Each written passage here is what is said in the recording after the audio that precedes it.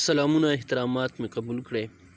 ګرانو دوستانو، کوم چې د نیلم ګل ویډیو وایرل شوې وه چې هغه فایرنګ په شوې دی، زخمي ده یا مړه ده، د هغې باره کې د نیلم ګل خپل چې کوم بیان دی هغه راغی، ویډیو جاري شوه. هغه ویډیو هم تاسو ته پیش کوو، هغه هم تاسو وګورئ، تاسو ته پته ولګي چې اصل وجه څه وه.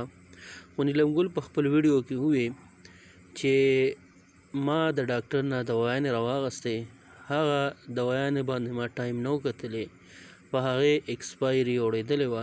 چې کله هغه دوايانې ما وخوړې نو هغې سره زما طبیعت خراب شو او زه لاړم ډاکټر له، زه هسپتال ته بوتلم.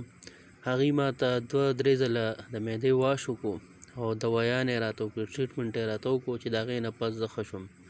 هغه تصویر چې اغستی دی او په هغې پسې دا ویډیو جوړه کړې ده چې نیلم ګل مړه شوه. نو هغې پکې دا ووایي چې زما چا سره تنازعه نشته، مراد او مسعود هم ما ته داسې څه نقصان نه دی را رسولی، دا ټوله وجه دکه وه.